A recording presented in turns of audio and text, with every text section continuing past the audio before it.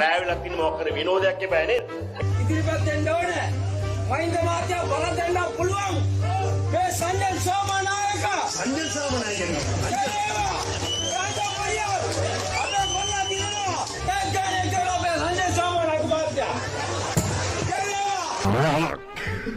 තමුන්ගේ ඡන්දය අලියට ගහලා මේ අපේ නානක්කාරව අපේ නානක්කාර බුදි මිස්ටර් නානක්කාර නැගිටිනවා බුදි හලෝ නානා හරි දැන් ගෑවා අධිකරණයට බලපෑම් කරනවා කියන එකට හොඳම උදාහරණය මොකද්ද? මේ මගේ වම් පැත්තෙන් ඉන්න මනුෂ්‍ය නානක්කාර. මනුෂ්‍ය නානක්කාර කියපන්කෝ බලන් ඉන්න මාව ගන්න නේද? මේ කතානායකතුමාට ආමන්ත්‍රණය කරන ලොක්කා කියලා. මේක හැමදාම මේව කතානායකතුමා කියලා අවසර ගන්න ඕනේ. මම තමයි අපේ ලොක්කා. නැත්තම් උඹද මගේ ලොක්කා. මගේ ලොක්කා එයා. මං එයාට ලොක්කා කියනවා. උඹ මගේ ලොක්කා නෙමෙයි උඹට කියන්නේ මේ මගේ ලොක්කා.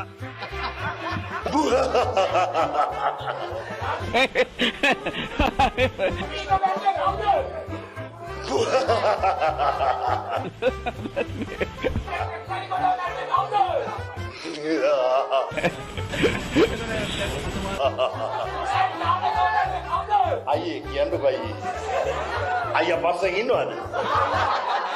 අයියා පස්සේ ඉන්නව කියන්නකෝ අයියේ.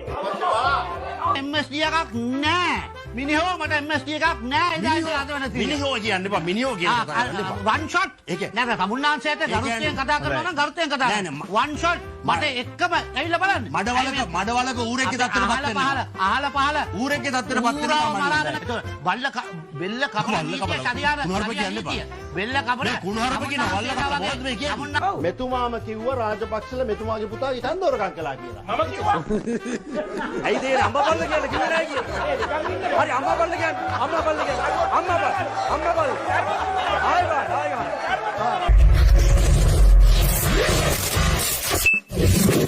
දැන් කුඩු ගේනවා. දැන් මේ කුඩු ගේනවා. මම මේ කුඩු ගේනවා. මම ජනාධිපති මම අහක බලන් ඉන්නවා. එතකොට සම්බන්ධද නැද්ද? කුඩු ගෙනීමට නෙමෙයි සම්බන්ධ. මේ කුඩු ගේනවා. මම ජනාධිපති මම මෙහෙ බලන් ඉන්නවා. ඒ කියන කෙනා සම්බන්ධද නැද්ද? ඉන්න. ඒ කියන කෙනා කුඩු ගෙනාවා. ඒ කියන කෙනා කුඩු ගෙනාවා. ආගන්නකෝ. ඒ කියන්නේ උඹ වගේ ගොන් හරකෙක් යකෝ මෝඩ මූසලේ 2005 ඉඳන් 2010 වන විට ලංකාව කුඩු කේන්ද්‍රස්ථානයේ බවට පත් වුණා. කිලෝ 261ක් ආව ට්‍රැක්ටර් වල ගෙනාව සෙරගෙනාව කුඩු ගෙනාවා. එතුමා අහක බලන් හිටියා. මෙයා කියනවා සම්බන්ධ නැහැ. මම කියන්නේ කුඩු ගැනීමට සම්බන්ධ නැහැ. කුඩු ගැනීම නවත්තන්න තිබුණා ඒ මහා බලයේ වෙනව. ඒකට සම්බන්ධයි නේ කියන්නේ. ඒක තමයි කියන්නේ. නමුත් කුඩු ගෙනාවට සම්බන්ධ නෙවෙයි. කුඩු ගෙනාවේ නැහැ. කුඩු ගැනීම නවත්තන්න තිබුණා. නැවතුනේ නැහැ කියන සම්බන්ධයි. නෑ කුඩු ගැනීම නවත්තන්න තිබුණා. ගොයක් කොලේ නැවතුනේ නැහැ. සම්බන්ධයි. අර ගොයක් කොලේට මේ මුවා වෙලා විනිදි බබගේ කතාවක් ඔය කියන්නේ. ඔව් අර කොල්නාඩ සිල්ලාගේ නේද? කොල්නාඩ සිල්ලා මාත්‍යට වැඩි නීතිඥයෙක් මෙතුමා. හවුද? හැමදාම රංජන රාමනායක මහත්තයා කතාවේදී මේ කතානායකතුමාට ආමන්ත්‍රණය කරන ලොක්කා කියලා. මේක හැමදාම මේව කතානායකතුමා කියලා අවසර ගන්න ඕනේ. ඒ විදිහ ඒක කියහම හරි. කරු කතානායකතුමනි. මම එදා ඇවිල්ලා ඔබතුමාගේ සමාව ඉල්ලුවා. මං කිව්වා ඔබතුමාට ලොක්කා කිව්වට සමාව වෙන්න කියලා. එතුමා තමයි අපේ ලොක්කා. නැත්තම් උඹද මගේ ලොක්කා. මගේ ලොක්කා එයා. මං එයාට ලොක්කා කියනවා. උඹ මගේ ලොක්කා නෙමෙයි උඹට කියන්නේ මේ මගේ ලොක්කා. කරු කතානායකතුමනි මගේ ඔබතුමා තමයි මගේ ලොක්කා. මේ මොකද්ද කියන්නේ? ඔබතුමා කියන්නේ රාජපක්ෂ මැතිතුමල්ලා මේ ජයග්‍රහණ ගොඩක් කරගෙන යනකොට හරි මෙතුමා කියනවා මට දේශපාලන තර්කයක් ගොඩනගා ගන්නලු. මෙතුමාම කිව්වා රාජපක්ෂලා මෙතුමාගේ පුතා ඉතින් දොරකම් කළා කියලා. මම කිව්වා. ඇයිද ඒ අම්මපල්ල කියලා කිව්වේ නැහැ කියලා. හරි අම්මපල්ල කියන්නේ අම්මපල්ල.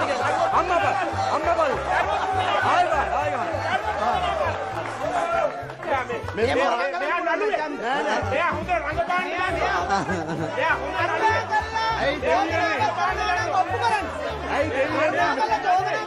මෙතුමාගේ පුතා තමයි වැඩිම ඡන්ද ගත්තේ ගිය පළාත් සභාවේ. රංජන රාමනායක මැතිතුමා ගත්තේ. ඒක මැතිවරණ කොමසාරිස්ගෙන් අහන්න ඔය. මැතිවරණ මේයි ප්‍රතිපාලනේ මේකයි වැඩේ. මේ සාත්‍යයක් තියෙනවා කිව්වද නැද්ද? අර සාත්‍යයක් තියෙනවා. කාරණේ අපි ජනතාවට කියනවා. බොරු කියන්නේ බොරු කියන්නේ මෙතුමන්ලා රාජපක්ෂ රාජ්‍ය රාමනායකතුමා අපිට සවන් දෙන්න. කරුණාකරලා අපිට සවන් දෙන්න. මේ රටේ ජනතාව රාජපක්ෂ මෙතුමාට මෙතුමාගෙන් මම අවසරයක් ගත්තා මේක කියන්න. රාමනායකතුමා රාමනායකතුමා මෙතුමාට හොඳම නළුවට දෙන්න. රාජ්‍ය රාමනායකතුමා තියෙනවා ඒක. හම්බෙලා තියෙනවා. ඇත්තෙන්ම මම මේ තුමාව පෞසාවට පත් කරලා සමාව වෙන්න. එනවා. වැරදි විදියට කියලා කිව්වේ නෑ. මිලේච්ඡ නීතිය. ඒතිකා මෙතුමා අපේ මිත්‍ර රටක්. පොඩි ළමයිව බෙල්ල කපලා මාරනවා. එනවා. එතකොට බෙල්ල කපලා ශරියාර කුණුහරුප කියන්න එපා. බෙල්ල කපන කුණුහරුප කියන වල්ල කපන මොකද්ද මේ කියන්නේ? අමුන්නාන්සේලාගේ බල්ලම් කපන. වල්ල නෑ කතා කරලා ඉඳ දෙන්න හොඳට කතා කරලා ඉගෙන ගන්න. බෙල්ල කැපුවේ වෙන දෙයක් නෙමෙයි. ඒක තමයි තමුන්නාන්සේ කපන්න තියෙන හුඟක්. එන්නකෝ ඒ වාත්. ඇත්තද? නෑ අපි ඒ තත්ත්වෙට එන්න නෑ. මැටපෙරදිග දුෂ්ට කාමුක ධනපතියක්. මේ කාටද කියන්නේ? ඇත්ත. මැටපෙරදිගට කියනවා. අනික මම කියනවා ඒච් මාසුවර් හොන්රබල් ගරු සභාපතිතුමනි ගරු මන්ත්‍රීතුමා සඳහන් කළා ශරියා නීතිය මිලේච්ඡ නීතියක් කියා. මුස්ලිම් වරුන් වශයෙන් අප පිළිගන්නේ ඒක දේව නීතියක් කියලායි. අර මහත්තයෙක් ඇහුවනේ යාට කියන්න ඕනේ. ඒක දේවිය වන්නසෆ් අල්ලා. ඒ නීතිය තමයි මුස්ලිම් වරු පිළිගන්නේ. ඒක නිසා මුස්ලිම් වරු සුන්නත් කරන්න කියලා තමුන්නාන්සේට කරලා බලන්න හොඳයි. තමුන්නාන්සේගේ සෞඛ්‍ය තත්ත්වයට හොඳයි. එම නිසා එතුමාගේ ඒ ප්‍රකාශය මගේ බලවත් අප්‍රසාදය හා විරෝධය පළ කරනවා. පාර්ලිමේන්තුවේ මෙන්න 28 11 212 1417 පිටේ කියනවා. එතකොට රංජන් රාමනායක මහත්මයා කියන අනිත් පැත්තේ ගරු සභාපතිතුමනි මම නිර්භයව කියනවා. මුස්ලිම් වරු අහගන්න. මම නිර්භයව කියනවා ශරියා නීතිය කියන්නේ ම්ලේච්ඡ නීතියක් කියලා. බෙලි කපනවා අතපය කපනවා ඒකයි නීතිය. අපි හුඟක් මම තාම කුරානයේ නීතිය මාර ඉවර කියලාද කුරාන උඩේ නීතිය චට්ටත්ත තිරුතුවල කිවර පොඩි ළමයිගේ බෙල්ල කපන්න බෑ. පොඩි ළමයිගේ බෙල්ල කපන්න. රිසාන හබිගේ බෙල්ල කැපුවා. ඒක වැරදි. අව යවපු මිනිහව අල්ලගන්න ඒක වෙන වැඩක්. බේර ගන්න. යවපිට තමයි ඇල්ලුවා. අපේ ජනාධිපතිතුමා පවා නමුත් ශරියා නීතිය ඊට උඩින් තියෙන බව ජනාධිපති අන්තිමට කිව්වා. අධිකරණයට බලපෑම් කරනවා කියන එකට හොඳම උදාහරණය මොකද්ද? මේ මගේ වම් පැත්තෙන් ඉන්න මනුෂ්‍ය නානායක්කාර ඡන්දෙදි ප්‍රශ්නයක් වුණා. ඊට පස්සේ මනුෂ්‍ය නානායක්කාර හැම YouTube එකේම ගිහිල්ලා මොනවද කිව්වේ? මගේ නඩුව ෂේප් කරලා දුන්නේ අරලියගහ මන්දිරේට. හිටපු නීතිපති මොහාන් පීරිස්ව ගෙනලා මේ කොල්ලව බේරලා දෙන්න කියලා මහින්ද රාජපක්ෂ කිව්වා කියලා. කියපන්කෝ බලන් ඉන්න මාව ගන්න හදන්න. බොරුවට මෙතන බලන් ඉන්නවා. එතකොට ඒවනේ අධිකරණ බලපෑම් කියන්නේ. අධිකරණ බලපෑම් කියන්නේ දෙයියනේ.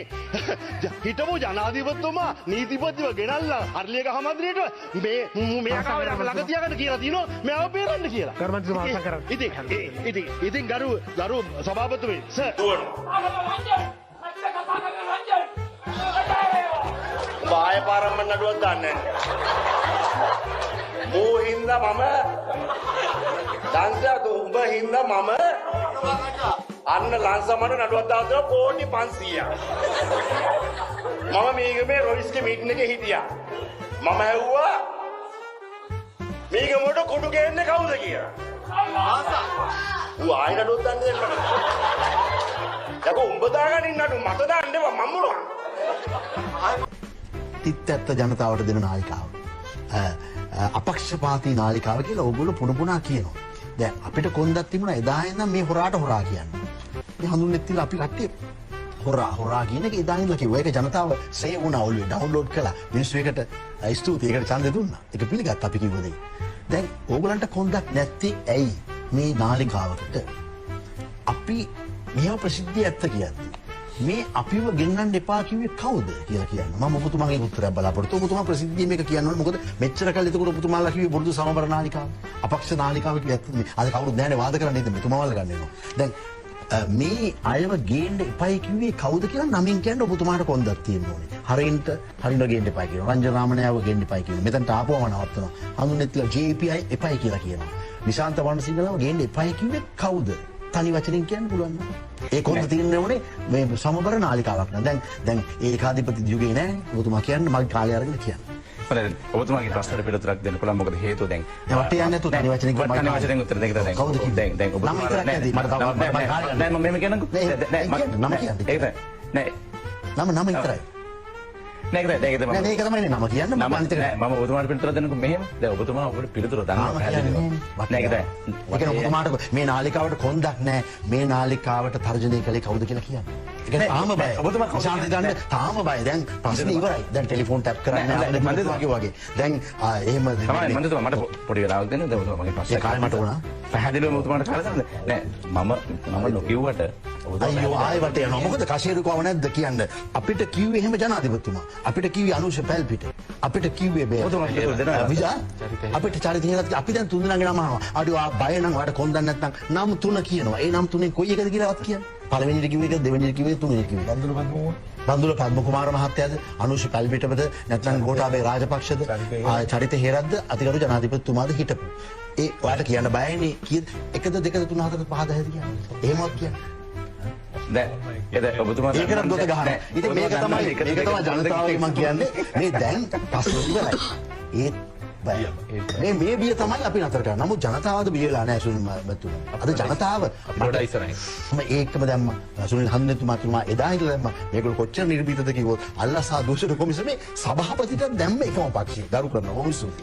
එතුමා කොරොල් එකක් හංගලා ගත්තක එතුමාටත් කොන්දක් නැහැ තාම ඉන්නවා අල්ලාසා දූෂණ කොමිසමේ සභාපති හැටියට. ඉතින් මේ මං කියන්නේ අද ජනතාව බොහොම නිර්භීත වෙලා තියෙනවා. ආතර පිළිගන්නලා තියෙනවා. ඔව්.